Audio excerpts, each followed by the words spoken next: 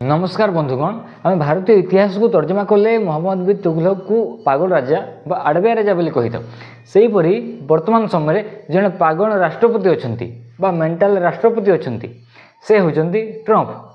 मुझे कहूँ जे ट्रंप समर्थक बोल्सोनारो को ब्राजिल 27 वर्ष जेल दंड देछि। यापर ब्राजिल एवं ट्रंप बा ब्राजिल एवं अमेरिका मध्य संपर्क में उत्तेजना सृष्टि होइछि। वर्तमान विश्व ट्रंप को सहित जेपरि व्यवहार करुछि ट्रंप हुए तो यह केवे कल्पना कर नथिबे। ताहा रूस हो कि चीन हो विश्वर जेकोसी देश हो समस्ते जानते जे ट्रंप आउ पूर्वपरि नहांती। ट्रंप को जोगु अमेरिका सही अमेरिका नुहे जहाँ को विश्व पूर्वर बहुत आशा रखी देखुला। ताहा व्यवसायिक क्षेत्र में हो कि रणनैतिक संपर्क क्षेत्र में हो, ताहा कनाडार प्रधानमंत्री इस्तीफा हो कि जापान प्रधानमंत्री इस्तीफा हो कि कतर देशर अवस्था हो, सबुरी पछरे गोटे ही नाम अच्छी से हूँ पागल ट्रंप। यही समय ब्रिक्स देश ब्राजिल राष्ट्रपति लुला पूर्वतन राष्ट्रपति थिबा ट्रंप को सबुठार विश्वस्त व्यक्ति बोल्सोनारो को 27 वर्ष जेल दंड देइछन्ति। तांको दंड दि जाइछि। जदि यह सत्य तेबे यार अर्थ कौन ए सब विषय आज अधिवेशन आम चर्चा करबा। यार अर्थ बोल्सोनारो जहां ब्राजिल पूर्व 50% टिकस दउछि से बोल्सोनारो को लुला 27 वर्ष जेल दंड देइछन्ति। ब्राजिल सहित एबे कौन हेबाकू जाउछि बा भविष्य में कौन हेबो ए सब विषय आम आलोचना करबा आज ये अधिवेशन। बंधुगण महादेश अनुसार विश्वर 7टी महादेश अच्छी से दक्षिण अमेरिकार सबुठार बड़ देश हूँ ब्राजिल जार जनसंख्या प्राय 21 कोटी। ब्राजिल जो आप आमाजन जंगल और आमाजन नदी जानती जाइर बोल्सोनारो सही ब्राजिल राष्ट्रपति थिले। वर्तमान लुला सरकार अच्छी एठारे जेतेबेले जाइर बोल्सोनारो एठारे राष्ट्रपति थिले तांकु ट्रंप को एक बड़ समर्थक बोली विवेचना करा जाउथला। ट्रंप 2017 रु 21 पर्यंत अमेरिका राष्ट्रपति थिले। बोल्सोनारो 2022 पर्यंत राष्ट्रपति थिले ब्राजिल देशर। यार अर्थ उभय बोल्सोनारो एवं ट्रंप समान थिले। एबे आसंतु आउ गोटे तथ्य बुझिबा जे बंधुगण ब्राजिल G20 रो सदस्य जेपरी भारत G20 रो सदस्य ब्राजिल मध्य G20 रो सदस्य एवं ब्राजिल एवं भारत उभय ब्रिक्स देशर मध्य सदस्य एवं संस्थापक मध्य। ब्राजिल रे वर्तमान लुला सरकार अच्छी किंतु जदि आम पछकू चाहिए जे लुला पूर्वर राष्ट्रपति पद अलंकृत कर सारी आम जाइर बोल्सोनारो विषय कथा हवा। जितेबले बोल्सोनारो क्षमतार थे से अनेक विवाद निजर नाम अर्जन करते। जाइर बोल्सोनारो सहित अनेक प्रकार विवाद जड़ित अच्छी से प्रथमटी निर्वाचन विषय थिला। तांकर विचारधारा बा चिंताधारा थिला जे ब्राजिल में जदि गृह युद्ध हुए तेबे सबकिछि ठीक हो भोट देवा द्वारा किछि हुए ना देश में किसी परिवर्तन हुए ना गृह युद्धर प्रकृत परिवर्तन आसे। यार अर्थ होउछि जदि देश में युद्ध हुए तेबे ताहा देश पई भल। से खोलाखोली भाव में एपरी कथा कहूले जितेबले तांकु मानवाधिकार विषय पचारा जाउथला से कहूले जे जेल ठारू सुंदर स्थान आउ किछि नाही। जेल रे कैदी मानकु भल दंड दिया उचित। मु विश्वास करे जे निर्यातना मध्य दिया उचित। से महिला अश्लील वक्तव्य जनाशुना आसले। उदाहरण स्वरूप तांकर निज दलर जन सांसद को से खराब टिप्पणी करथिले। कोरोना उपरे से जो उत्तर देथिले ताहा परवर्ती स्तर थिला। ब्राजिल सारा विश्व रे द्वितीय देश थिला जोठारे कोरोना जो अत्यधिक लोक मृत्युवरण करथिले। तांको कार्यकाल समय रे जेतेबेले तांको पचारा गला जे से कहती किछि लोक निश्चित भाव में मरबे जदि कोरोना आछि तेबे किछि लोक निश्चित भाव में मरबे एथिरे समस्या कौन। एवं मु एही प्रश्न बारंबार शुणी विरक्त हो जाउछि। केते लोक मरीगले तेणु से मरीगले तो मरीगले से विषय आ पचार आवश्यकता कौन रही। तेणु से मूर्खामी उत्तर देवारे PhD करथिले। ट्रंप एवं बोल्सोनारो दुई जन गोटे चाउल गढ़ा ये भी पागल व्यक्ति ये भी पागल व्यक्ति दुई जन पागल मिसीगला जहाँ हुए विश्व से समय घटी। बोल्सोनारो ट्रंप को एक बड़ प्रशंसक थे। दुई जन उभय को भेटुले दुई जन भितर फुटबॉल विषय आलोचना होता दल विषय आलोचना होता किए क्या पसंद करे से विषय आलोचना करुले। जितेबाला से व्हाइट हाउस रे पहुँचले लिखा जाता लिखी से समय जे दुई ट्रंप एकाठी बसुंट उभयों चिंताधारा सामान ଉଭୟ ପାଗଳ ମାନସିକତାର ସେମାନଙ୍କର କାର୍ଯ୍ୟକାଳ ଚାଲିଲା। ବ୍ରାଜିଲରେ 2022ରେ ନିର୍ବାଚନ ଅନୁଷ୍ଠିତ ହୋଇଥିଲା। ଯେପରି ଟ୍ରମ୍ପ 17ରୁ 21 ପର୍ଯ୍ୟନ୍ତ କ୍ଷମତାରେ ରହିଥିଲେ ଏବଂ 21 ପରେ ବାଇଡେନ୍ ଆସିଯାଇଥିଲେ। ବୋଲସୋନାରୋ 17ରୁ 22 ପର୍ଯ୍ୟନ୍ତ ରହିଥିଲେ। ବାଇଡେନ୍ କ୍ଷମତାକୁ ଆସିଥିଲେ ସେହି ସମୟରେ ଟ୍ରମ୍ପଙ୍କ ସମର୍ଥକମାନେ ଆମେରିକାର କ୍ୟାପିଟାଲ ହିଲ୍ରେ ହିଂସା କରିଥିଲେ।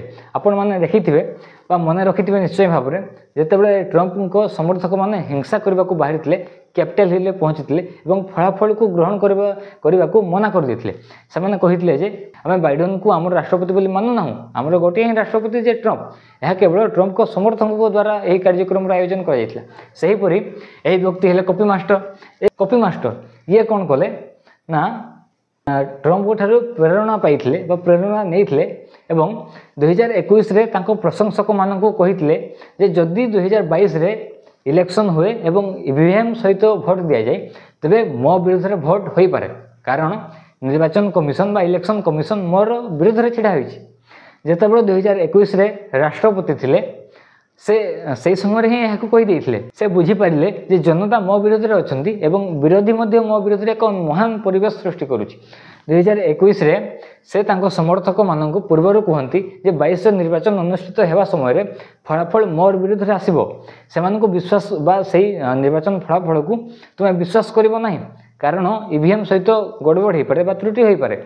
ଯଦି ସ୍ଲିପ୍ ସହିତ ଭୋଟ୍ ଦିଆଯାଏ ତେବେ ମୁଁ ଜିତିବି, ଏଥିରେ କୌଣସି ସନ୍ଦେହ ନାହିଁ। ବନ୍ଧୁଗଣ, ସେହି ବୋଲସୋନାରୋ 2017 ମସିହାର ଇଲେକ୍ସନ୍ ଇଭିଏମ୍ ସାଇଜ୍ରେ ଜିତିଥିଲେ ଏବଂ ସେ 2022 ମସିହାରେ ଏହା ଘୋଷଣା କରିଥିଲେ ଯେ ମୋର ପ୍ରିୟ ବନ୍ଧୁମାନେ, ଇଭିଏମ୍ ଫଳାଫଳକୁ ଗ୍ରହଣ କର ନାହିଁ ବା କରିବ ନାହିଁ। ମୋର ଗୁରୁ ରାଷ୍ଟ୍ରପତି ଟ୍ରମ୍ପ ଯେଉଁଭଳି ଭାବରେ ଆମେରିକାଠାରେ ହିଂସା କରିଥିଲେ ବ୍ରାଜିଲଠାରେ ମଧ୍ୟ ସେହିଭଳି ହିଂସା କରାଯିବା ଉଚିତ। ଏହା ମୋର ବାକ୍ୟ ନୁହେଁ, ଏହା ବୋଲସୋନାରୋଙ୍କର ବାକ୍ୟ। ବୋଲସୋନାରୋ ସମର୍ଥକମାନେ ବନ୍ଧୁକ ଧରି ବାହାରକୁ ଆସନ୍ତି। ଲୁଲାଙ୍କ ସମର୍ଥକମାନେ ଯେଉଁମାନେ ଲୁଲାଙ୍କ ପାଇଁ ପ୍ରଚାର କରୁଥିଲେ ସେମାନେ ବୁଲେଟ୍ ପ୍ରୁଫ୍ ଜ୍ୟାକେଟ୍ ପିନ୍ଧି ବାହାରକୁ ବାହାରନ୍ତି। ବ୍ରାଜିଲରେ ଲୁଲା ବନାମ ବୋଲସୋନାରୋ ଜିତିବାର ସମ୍ଭାବନା ଅଧିକ ଥିଲା, କିନ୍ତୁ ଆରମ୍ଭରେ ଏକ୍ଜିଟ୍ ପୋଲ୍ ଏହା କହିଥିଲା ଯେ ବୋଲସୋନାରୋ କେବଳ 38% ଭୋଟ୍ ପାଇବେ, କିନ୍ତୁ ବୋଲସୋନାରୋ ସରକାରୀ ଯନ୍ତ୍ରପାତି ବ୍ୟବହାର କରିକି ସେ 43% ଭୋଟ୍ ପାଇଥିଲେ ଏବଂ ଲୁଲା 48% ଭୋଟ୍ ପାଇଥିଲେ ଏବଂ ସେ ବିଜୟୀ ଲାଭ କରିଥିଲେ, ଯାହାକି ବୋଲସୋନାରୋଙ୍କ ଅପେକ୍ଷା 5% ଅଧିକ ଭୋଟ୍ ପାଇଥିଲେ। ବୋଲସୋନାରୋଙ୍କ ସମର୍ଥକମାନେ ପୂର୍ବରୁ ନିଶ୍ଚିତ କରିଥିଲେ ଯେ ଫଳାଫଳ ଆସିବା ମାତ୍ରେ ସେମାନେ ଏହାକୁ ଗ୍ରହଣ କରିବେ ନାହିଁ ଏବଂ ଟ୍ରମ୍ପଙ୍କ ପଥ ଅନୁସରଣ କରିବେ। ଏହା ଘଟିଛି ମଧ୍ୟ। ବୋଲସୋନାରୋ ବିଜୟୀକୁ ଗ୍ରହଣ କରିବାକୁ ମନା କରିଦେଇଥିଲେ। ସେ କହିଥିଲେ ଯେ ଇଭିଏମ୍ ତାଙ୍କୁ ଠକି ଦେଇଛି। ଯେତେବେଳେ ଇଭିଏମ୍ରେ ଠକେଇ କରିଛି ସେତେବେଳେ ମୋର ପ୍ରିୟ ବନ୍ଧୁଗଣ ଟ୍ରମ୍ପଙ୍କ ପଥ ଅନୁସରଣ କରନ୍ତୁ ଏବଂ ଲୋକମାନେ ଟ୍ରମ୍ପଙ୍କ ପଥ ଅନୁସରଣ କରିବା ଆରମ୍ଭ କଲେ। ଏହି ସମୟରେ ଗୋଟିଏ ଆକର୍ଷଣୀୟ ଘଟଣା ଘଟିଥିଲା।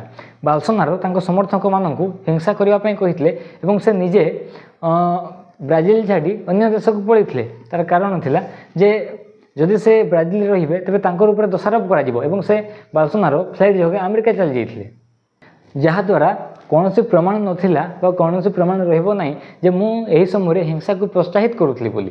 ଆମେରିକାରେ ବାଇଡେନ୍ଙ୍କ ସରକାର କ୍ଷମତାକୁ ଆସିଲା। ବାଇଡେନ୍ ବୋଲସୋନାରୋକୁ ବୁଝାଉଛନ୍ତି ଯେ ସେ ଫଳାଫଳକୁ ଗ୍ରହଣ କରିନେବା ଉଚିତ ଏବଂ ହିଂସାକୁ ଉସ୍କେଇବା ଅନୁଚିତ, ଯେ ମୁଁ କିଛି କରିନାହିଁ। ଏହା ମୋର ସମର୍ଥକମାନେ ଗ୍ରହଣ କରୁନାହାନ୍ତି ଯେ ଲୁଲା ସରକାରରେ ରହିବେ, ସେଥିରେ ମୋର ଦୋଷ କ'ଣ? ଡିସେମ୍ବର 31 ତାରିଖରେ ବୋଲସୋନାରୋ ଫ୍ଲୋରିଡା ଯାଇଛନ୍ତି। ତାଙ୍କ ସମର୍ଥକମାନେ ଜାନୁଆରୀ 8 ତାରିଖରେ ସମଗ୍ର ସ୍ଥାନରେ ନିଆଁ ଲଗାଇ ଦେଇଛନ୍ତି। ଆପଣ ଚିତ୍ର ମାଧ୍ୟମରେ ଦେଖିପାରିବେ। 2023 ଜାନୁଆରୀ 8 ତାରିଖରେ ବ୍ରାଜିଲରେ ବହୁତ ହିଂସା ଘଟିଯାଇଛି ବା ବହୁତ ହିଂସା ଘଟିଯାଇଥିଲା। ଫଟୋଚିତ୍ର ହିଁ ବୟାନ କରୁଛି ଯେ ହିଂସା କେଉଁଭଳି ଭାବରେ ହୋଇଥିଲା। ଏହି ସମୟରେ ବାଇଡେନ୍ ବୋଲସୋନାରୋକୁ ବୁଝାନ୍ତି ଯେ ତୁମେ 43% ଭୋଟ୍ ପାଇଛ, ଲୋକମାନେ ତୁମକୁ 43% ଭୋଟ୍ ଦେଇଛନ୍ତି, ତେବେ ଯଦି ତୁମେ ଦେଶର ବାହାରେ ରହିବ ତେବେ କୌଣସି ପ୍ରକାର ଲାଭ ତୁମେ ପାଇପାରିବ ନାହିଁ। ତୁମେ ନିଜ ଦେଶକୁ ଯାଅ ଏବଂ ସ୍ଥାନୀୟ ନିର୍ବାଚନ ଲଢ଼। 43% ଯିଏ ତୁମକୁ ଭୋଟ୍ ଦେଇଛି ସେମାନେ ନିଶ୍ଚୟ ତୁମକୁ ସହଯୋଗ କରିବେ। ମେୟର ବୋଲସୋନାରୋ ବ୍ରାଜିଲକୁ ଫେରି ଆସନ୍ତି ଏବଂ ନିଜ ପାଇଁ ଭୋଟ୍ ସଂଗ୍ରହ କରନ୍ତି। 500ରୁ ଅଧିକ ସ୍ଥାନରେ ମେୟର ପ୍ରାର୍ଥୀଙ୍କୁ ଛିଡ଼ା କରନ୍ତି ଏବଂ କିଛିଙ୍କୁ ଜିତାଇବାରେ ସଫଳ ମଧ୍ୟ ପାଆନ୍ତି। ସେମାନେ ପ୍ରତିଦିନ ସମ୍ପୂର୍ଣ୍ଣ ପ୍ରସ୍ତୁତ ହୋଇ ବସିଥିଲେ। ଯେତେବେଳେ ବୋଲସୋନାରୋ ବ୍ରାଜିଲକୁ ଆସିବେ ସେହି ସମୟରେ ଯେତେ ବି ମାମଲା ଅଛି ସବୁ ଖୋଲାଯିବ। ସୁପ୍ରିମକୋର୍ଟ ଏହାପରେ ଧୀରେ ଧୀରେ ମାମଲା ଖୋଲିବା ଆରମ୍ଭ କଲା। ହିଂସା କରିବା ଏବଂ ଅପରାଧିକ ମାମଲାରେ ଜେଲରେ ରଖିଦେଇଥିଲା। ଏହାପରେ ପରେ ଟ୍ରମ୍ପ ନିର୍ବାଚନ ଜିତି ଯାଇଛନ୍ତି ଏବଂ ବୋଲସୋନାରୋଙ୍କର ପୁଅ ସାଂସଦ ହୁଅନ୍ତି। सांसद एठारू सीधा उड़ी आसिले कौटी अमेरिका पहुँची गले। अमेरिका पहुँचिकी से ट्रंप को बुझाइवाई सफल हेले। बोल्सोनारोंकर पुओ ट्रंप को बुझेले जे ब्राजिल रे जेतेबेले पूर्वतन राष्ट्रपति बोल्सोनारो राष्ट्रपति थे आपन सहित गोटे बढ़िया संपर्क स्थापन करते कि ब्राजिल बर्तमान जी सरकार अच्छा लुला से आपन को हीन दृष्टि देखुं। यही समय अमेरिका ब्राजिल उपर 50% शुल्क लगेला। से शुल्कर तर्क थिला जे बोल्सोनारो गोटे भल व्यक्तित्व मोर बंधु ताकू जेल रे रखिबा अनुचित। जदि ताकू जेल रे बाहर कर दिया जाए तेज मुझे 50% शुल्क लगेबी ना बा लागू करी ना। आपन चिंता करंतु यही व्यक्ति यही जन देशभक्त जे निजर देशपाई 50% टैरिफ अनाउंसमेंट करने ट्रंप सहित साक्षात करुँच।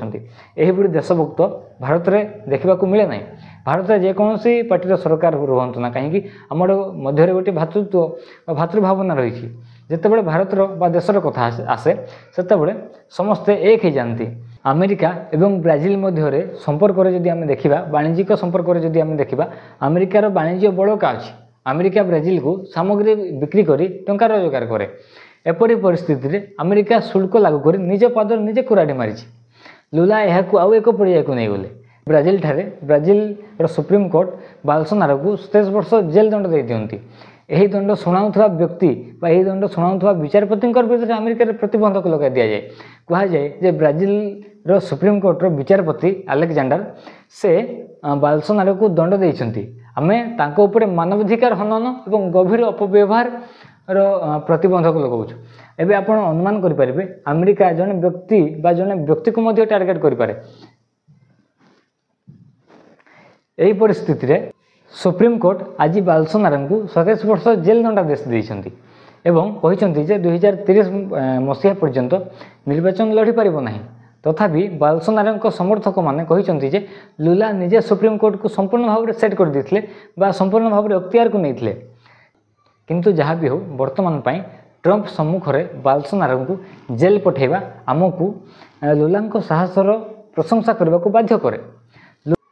लुला यह किपरि कले अन्य समस्त परिस्थिति को विचार को नहीं जितेबाला ट्रंप जानती जे पूर्वर 50% शुल्क लागू कर दि जाइए एवं भविष्य अधिक लागू कर सेतेबेले जेल रे रखी एपरी परिस्थिति एक महान नेतृत्व को स्वीकृति देइछंती। वास्तव में लुला गोटे देशभक्तर परिचय देइछंती। विदेशी शक्ति को से संपूर्ण भाव प्रत्याख्यान करछंती बा ट्रंप को शक्ति को से संपूर्ण भाव में प्रत्याख्यान करछंती।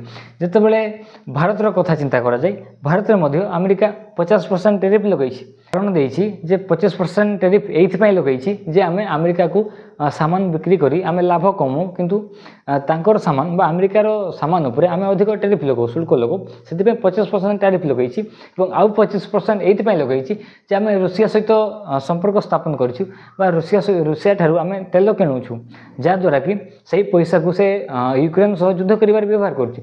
एहीपरि ट्रंप को तर्क रही। सबुठु मूर्खामी होची जे भारत रूस ठारू तेल किणुछि किंतु भारत ठारू सबुठु अत्यधिक तेल किए किणुछि तबे यूक्रेन किणुछि किंतु ए महाशय को सेटा देखा जाउ नै। ए व्यक्तित्व जनक होउचंती पागल व्यक्तित्व। जेतेबेले भविष्य रे यांकर मृत्यु परे यांकर इतिहास को लिखा जिवो ए व्यक्ति को पागल व्यक्ति भाव में आख्या दिया जिवो। आपण ए विषय कोन चिंता करंती कमेंट बॉक्स रे जणेबे निश्चय। आपन को बहुत बहुत धन्यवाद। नमस्कार।